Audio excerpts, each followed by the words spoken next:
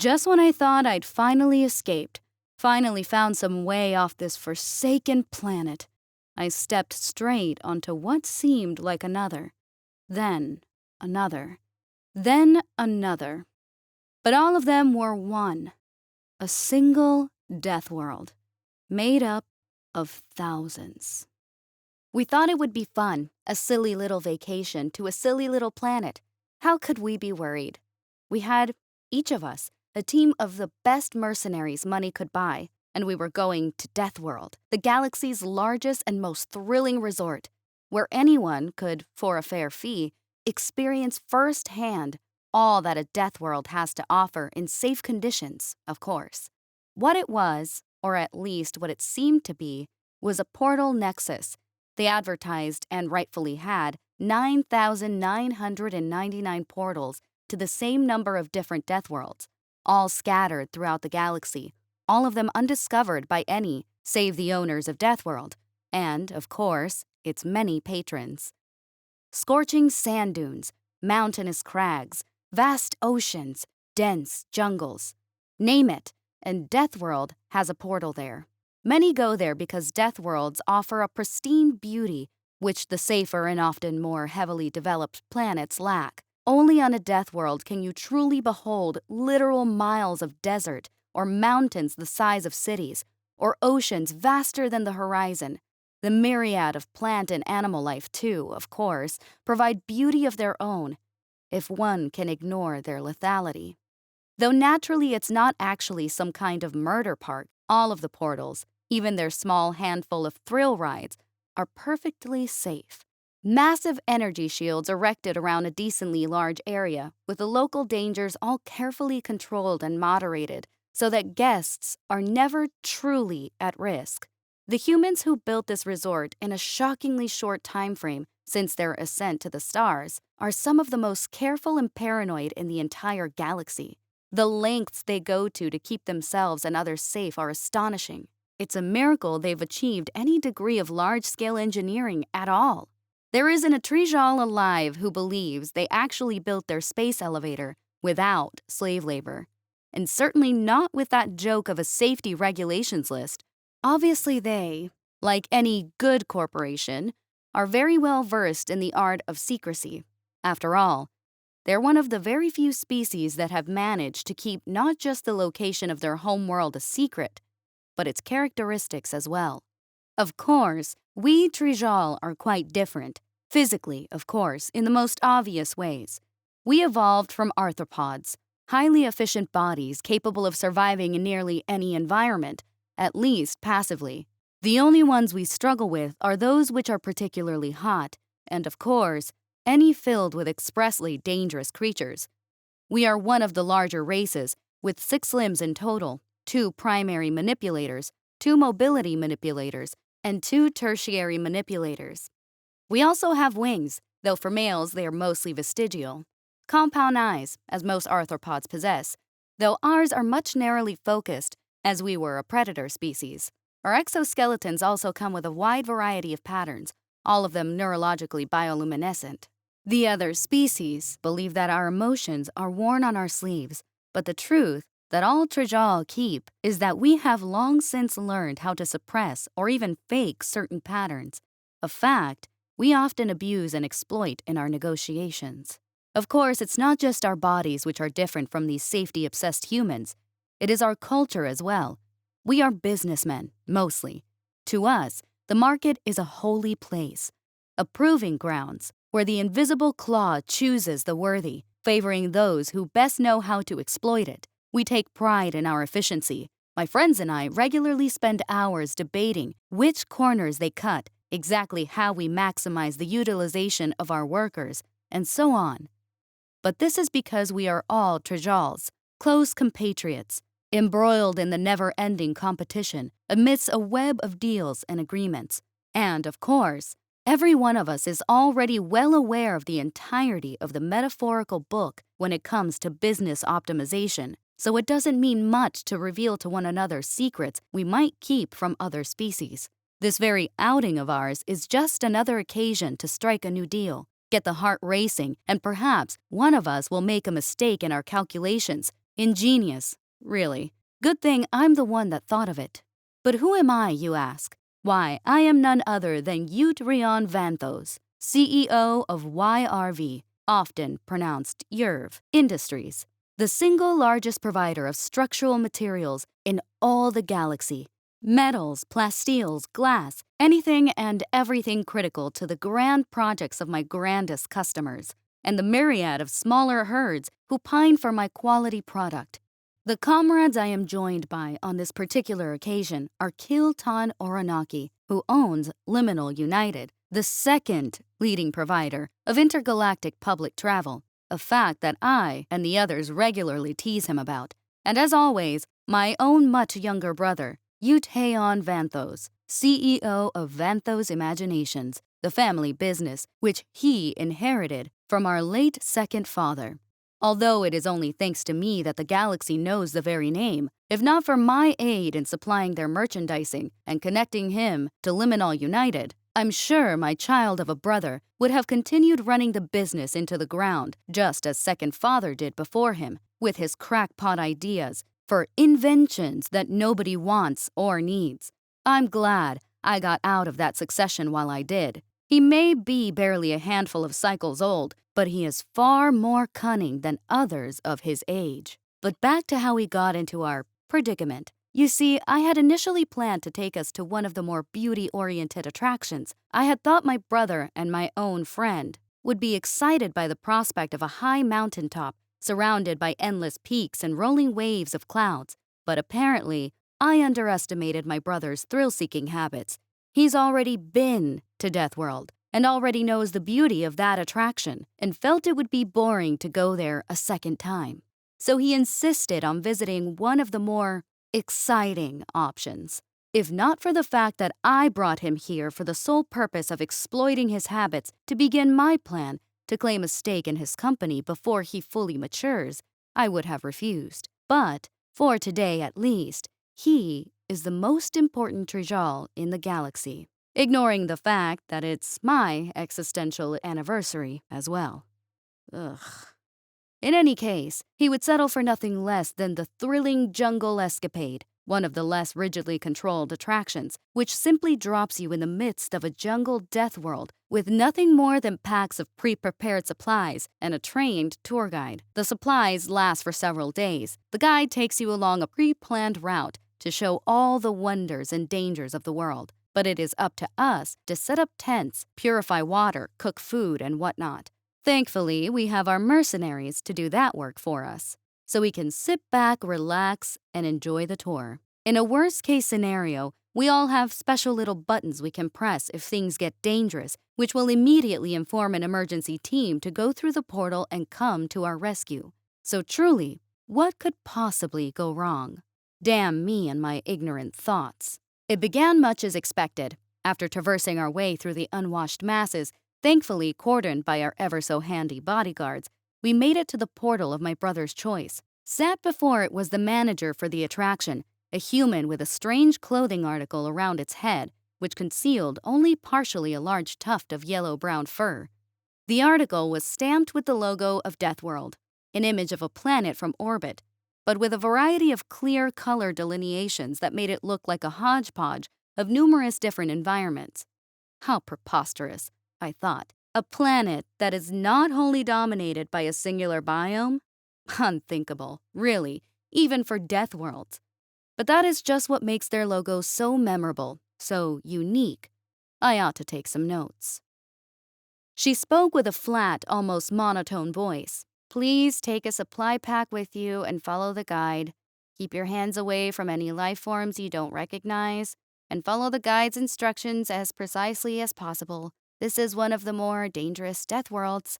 While we have ensured that death cannot happen, Deathworld is not liable for injuries caused by ignorance of the rules and guidelines on the safety waiver you signed when you entered.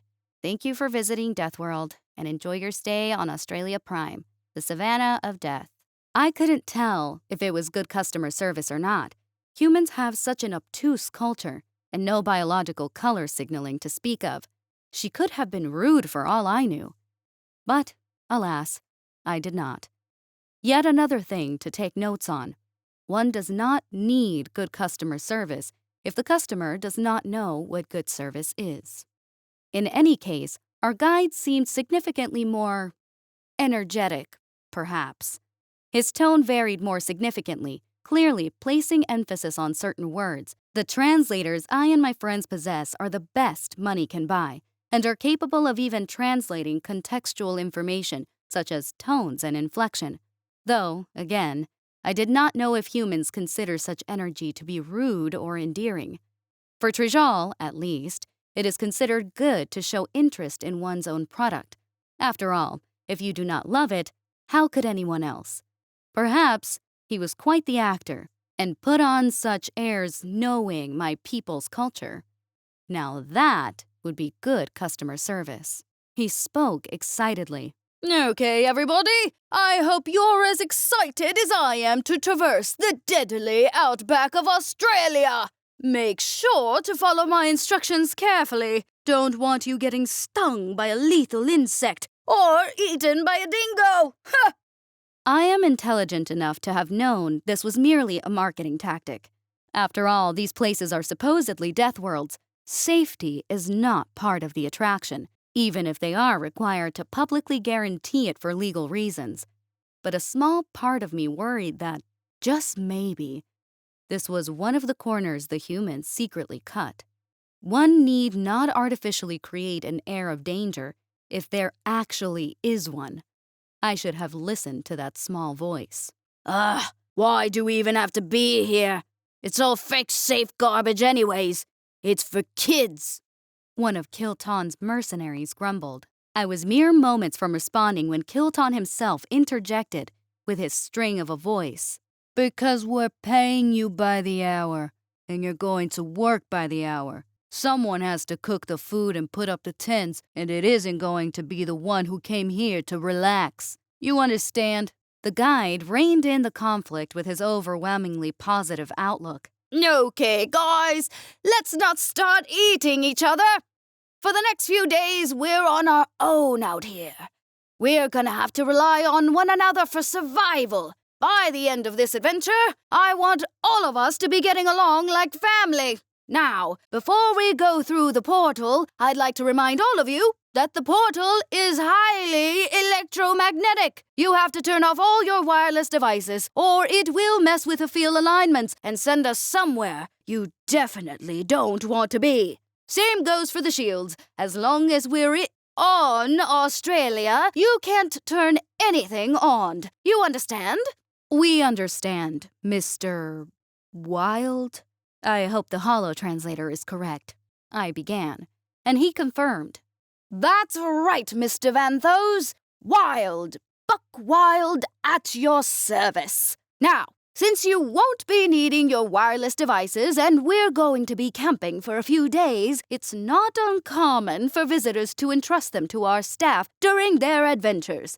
That way, they don't end up getting lost somewhere on the vast grounds of a Deathworld. Deathworld is not liable for any devices that are lost during the adventure, so I do recommend leaving them here.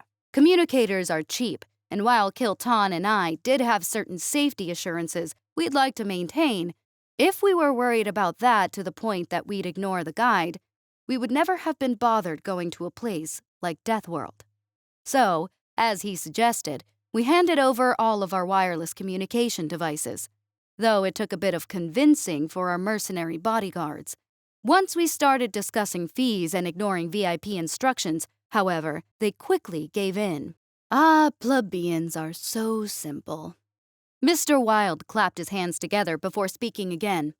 All right, now everyone go ahead and get on in the portal shuttle. The portals go through a very dangerous kind of subspace, and the shuttles are the only thing that can safely traverse them.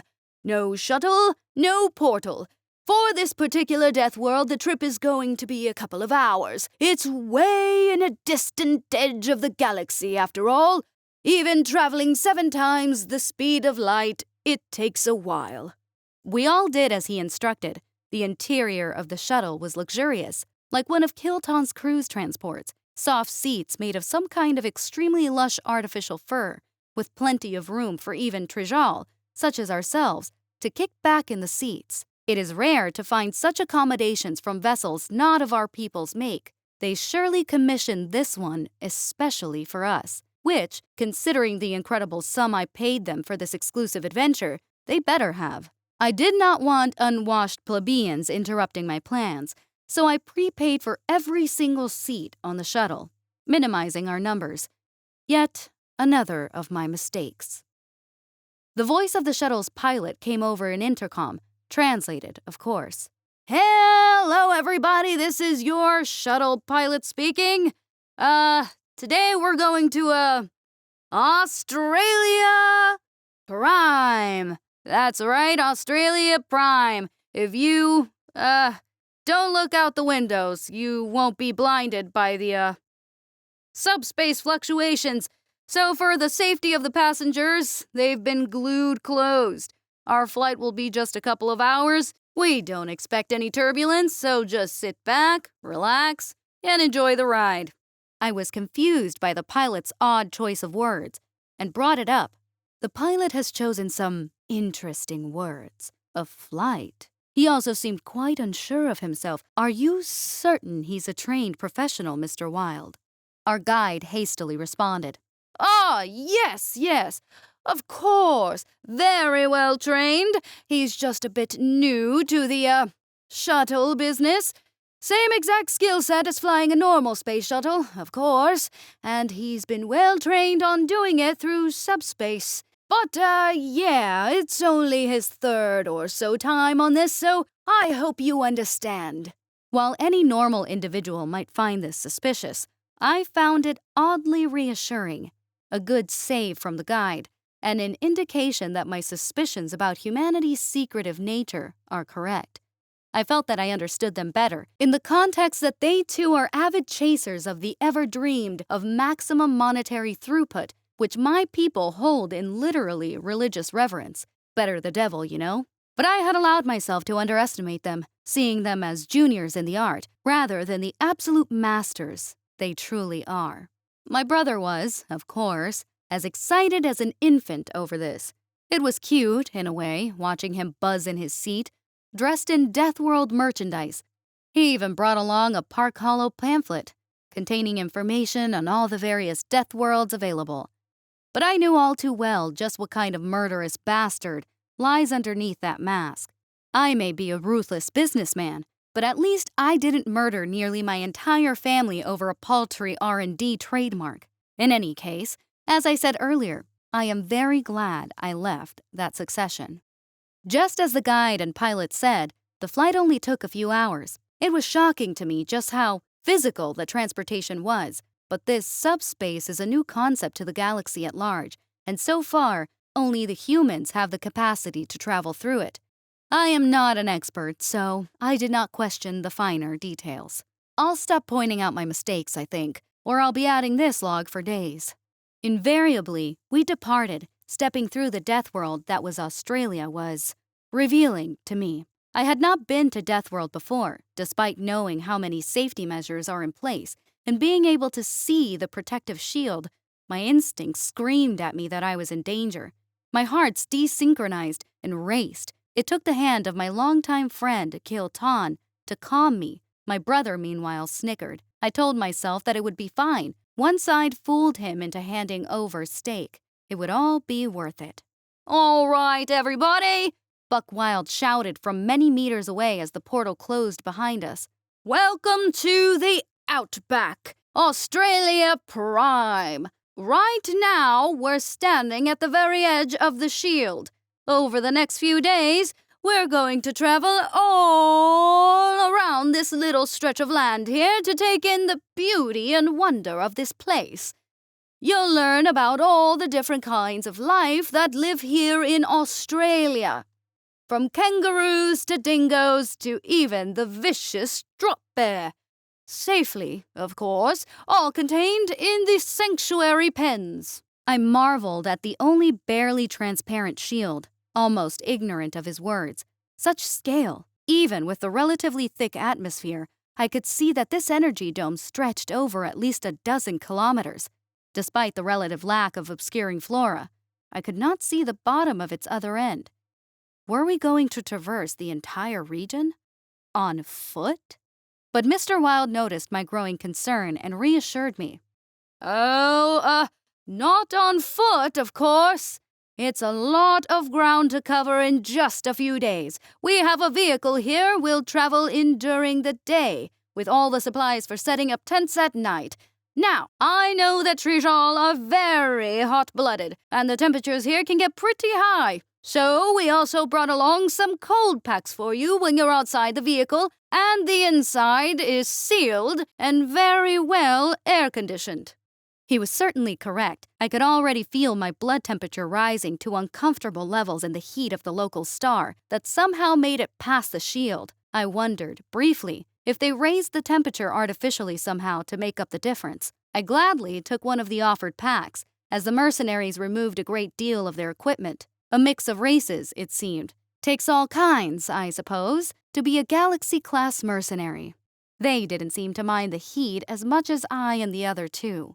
It was not long before everything went wrong. The first day was relatively uneventful, at least for me. The vehicle rumbled past a number of locations. Mr. Wilde explained what kinds of creatures lived there, as the creatures themselves roamed about. Yutheon was entranced by it all, and Kiltan, unaware of my family's bloody secrets, entertained him all the while. I could not bring myself to entertain the little monster, as much as I knew how critical it was I earned his favor to strike this deal. The vehicle was fast. We'd made it all the way to the other end of the shield, close by to a river that seemed to flow under it. I inquired as if it truly did, and apparently it does, but there is a net stopping anything from getting past, so whatever creatures are in the river are placed there by the staff and unlikely to leave, including something called a crocodile, though it seemed content to simply float in the water and did nothing of particular note. Then, at night, the shield collapsed.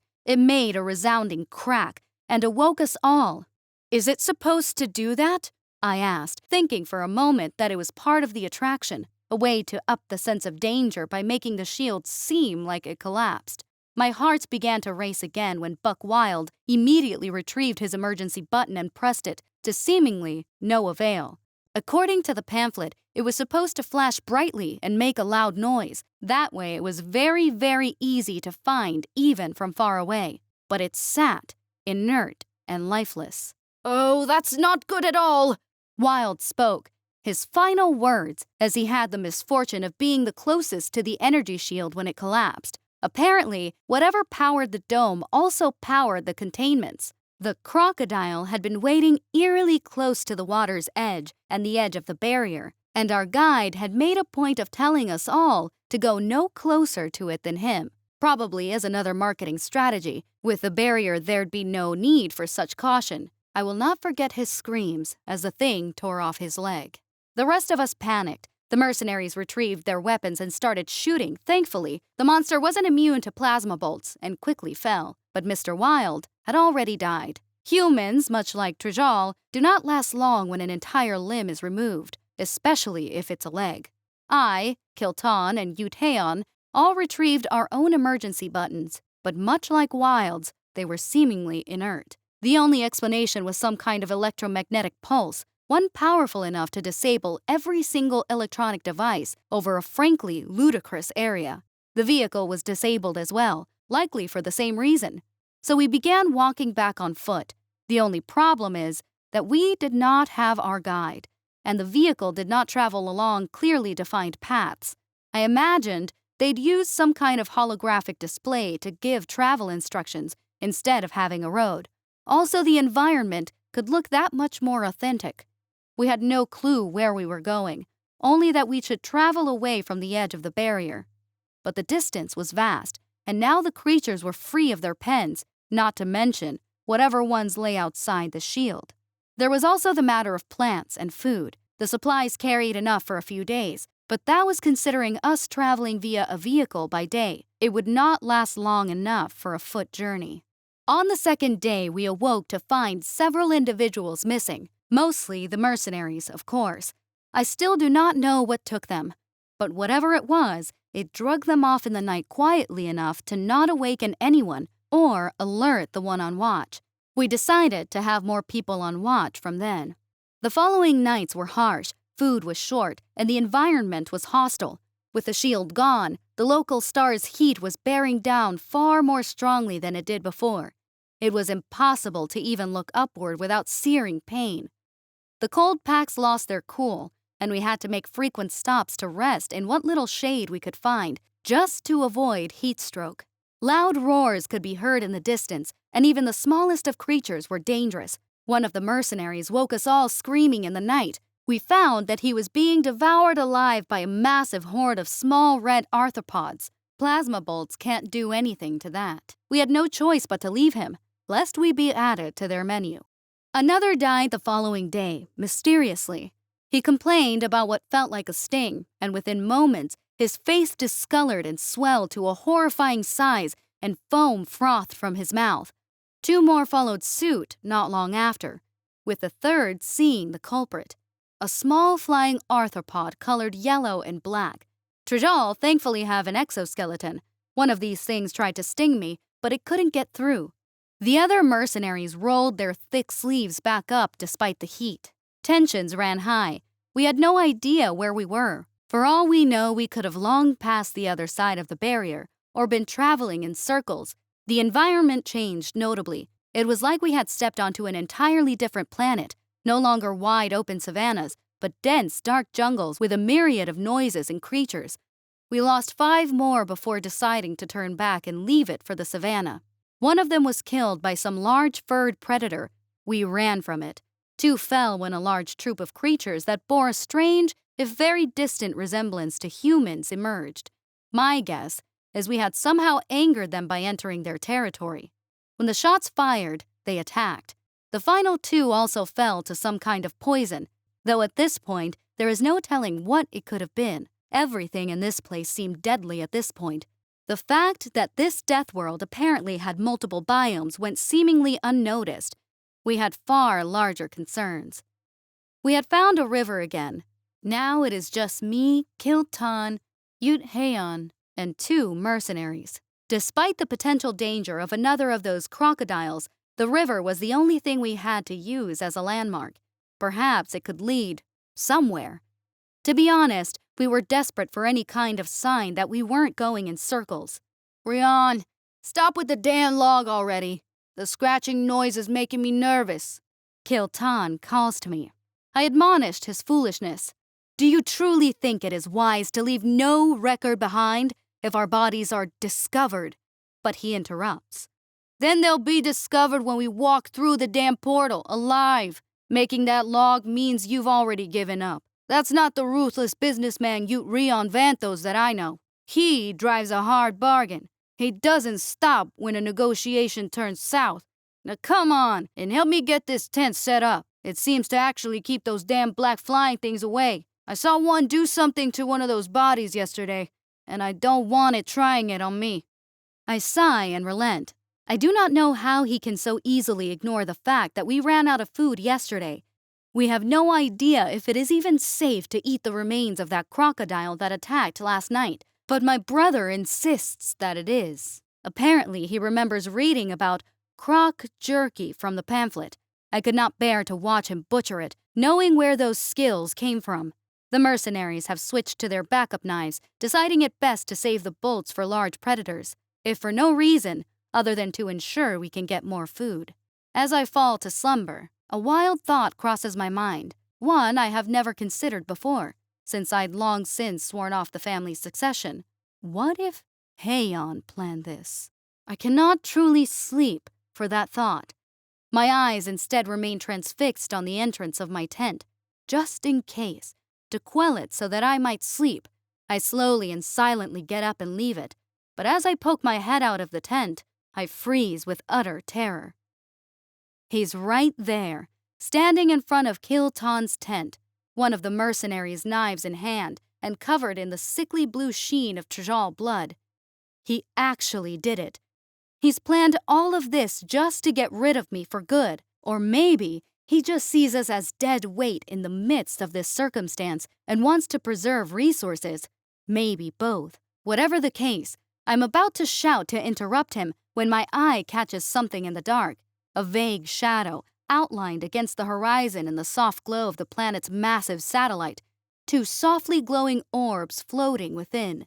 Its eyes are locked onto my brother, who seems to have also taken notice. I do nothing. I can do nothing. I watch as it leaps, silent as the grave, through the air, elegantly in its own way, and lands atop my brother, who fails to properly brandish his weapon against it. Its jaws clamp so tightly around his neck that he cannot scream. There is only a heavy thump as it falls, writhing with him locked in its jaws. I look around for the ones who were supposed to be on watch, but the other two mercenaries are nowhere to be seen. Either they have abandoned us, or they've been taken by something else. I find the former more likely, and the latter inevitable in any case. Quietly, I return to my tent as it slowly drags him away, and sleep more soundly than I ever have in my entire life. In the morning, it is just me. I do not bother to bury Kiltan. His corpse may serve to distract a predator. I take note of the tracks in the dirt from when that creature dragged my brother away, and go a different direction, following the direction the river flows in, rather than up it.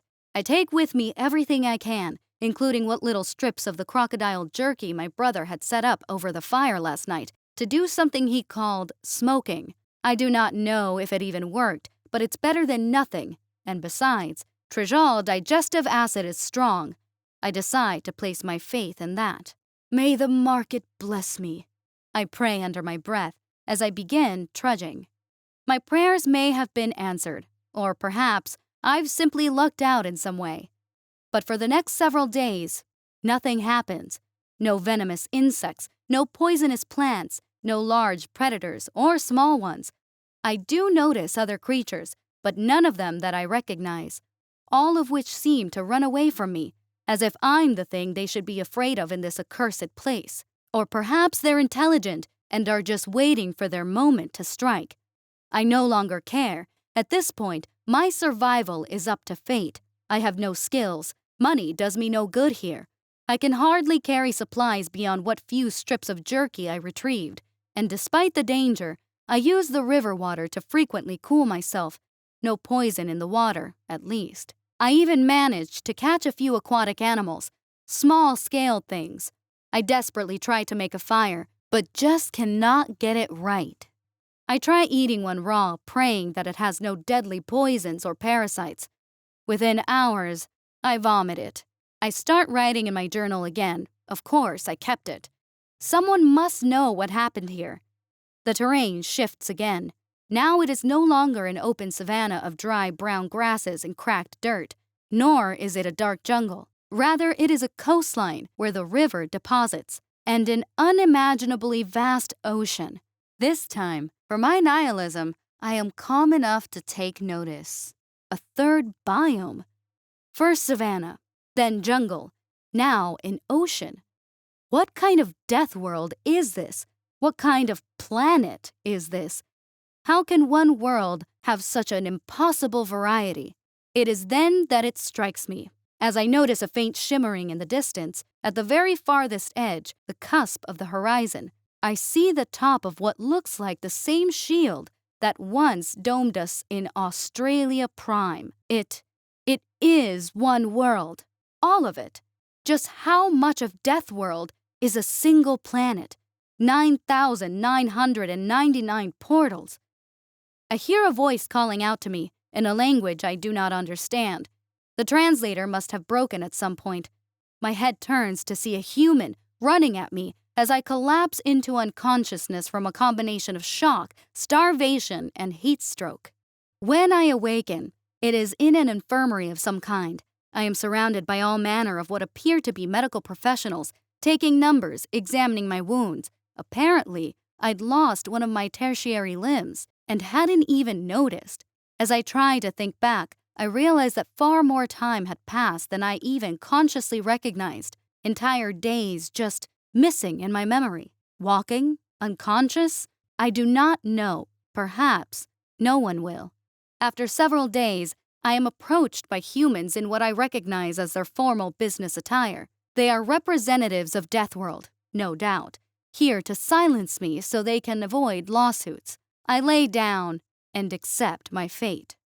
Mr. Vanthos, we at Deathworld would like to heavily apologize for this assuredly traumatic incident, and we are willing to offer you a significant compensation for any psychological damages done. Your medical expenses, of course, will be paid in full. The leading one speaks, bowing his head deeply. The other two follow suit. What? I ask, confused.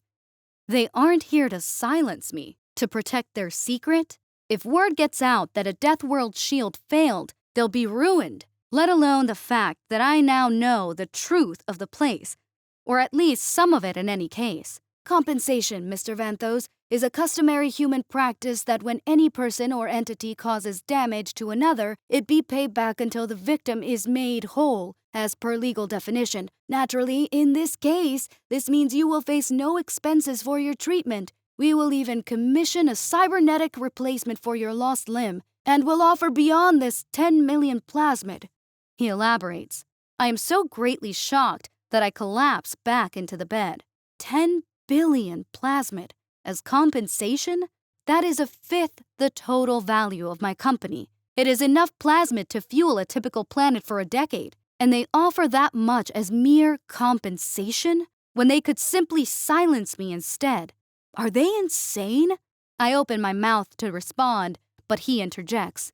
And we are also willing to offer you a 1% stake in Deathworld, in perpetuity. We'd also like to discuss with you a very favorable, long-term contract for materials which your company is known for. I am astounded, astonished, flabbergasted, bewildered. I see it now. Their plan. Did they collapse it on purpose? Or are they merely capitalizing on an opportunity? They seek to use this incident to silence me by making it in my best interest to be silent. 1% stake means that their profits are mine. A favorable long-term contract, depending on the exact terms, is worth its weight in antimatter provided they have the funds to continue expanding. No doubt because their project needs materials that only my company can provide. Otherwise, they would simply be rid of me. They need me. Despite the fact that I was on death's door just barely a few days ago, my hearts synchronize, and I have to prevent my exoskeleton flashing the yellow of greed. I accept. I greatly do. Thank you. Where do I sign? I ask eagerly. He presents to me a contract, which I of course thoroughly read. I notice nothing out of the ordinary, a simple amount of paperwork compared to my daily load when I am in the office. If anything, the fact that the contract is unbreachable by either party is favorable for me. Even if they somehow run out of funds, they cannot legally buy from companies other than mine for structural materials and must pay all of it in plasmid. They can't even opt for asset trading. Why would they draft this? It makes no sense. I sign it without hesitation. No reason to refuse such an obvious mark of stupidity. I am beside myself. It seems my juniors in business are just that, naive and idiotic. Thank you, Mr. Vanthos, he says, smiling, as if he'd just made the greatest trade deal in the history of trade deals, when in truth, I know that it is I whom the contract favors. Some days later, I find myself on a transport shuttle back to orbit, where I confirm my suspicions. It seems now that I am locked into contract. They are comfortable revealing to me the truth. I see what must be the Australia Prime region in the middle of a truly massive continent that is shaped somewhat like the leg of a plump avian. I can even see its color shift from its Deathworld logo. It is literally just a picture of the planet. So it is just one world. Astonishing. Deathworld truly is all just one planet, a single world with over 9,000 portals. There is no such thing as subspace. To use this one unique world to make an unimaginable amount of money from such a simple deception. No wonder humanity keeps its location and characteristics a secret. Their foreplanning must be incredible to have managed it. A beautiful human anchorwoman speaks. Now in other news. The value of plasmids as fuel has fallen substantially in the wake of the Deathworld incident, which highlighted the dangers of plasmid as a fuel source for particularly energy-intensive applications, such as wide-range energy barriers or large cargo vessels. Follow-up investigations show that previous incidents with the mysterious disappearances or even destruction of trading barges previously known in their cause were in fact the result of similar catastrophic, plasmid-related failures in once-thought cutting-edge terawatt generators. As plasmids have been used as a form of physical currency for centuries for their ubiquitous use as fuel, the galaxy is left reeling. Many corporations have already begun seeking out other forms of currency, but so far, it seems that humanity has taken the lead in the creation of a new form of fiat credit that is based on raw energy measurements rather than any specific form of fuel. It remains to be seen how this dramatic shift in the economy will impact previously plasmid-reliant industries, such as Liminal United. I collapse back into unconsciousness.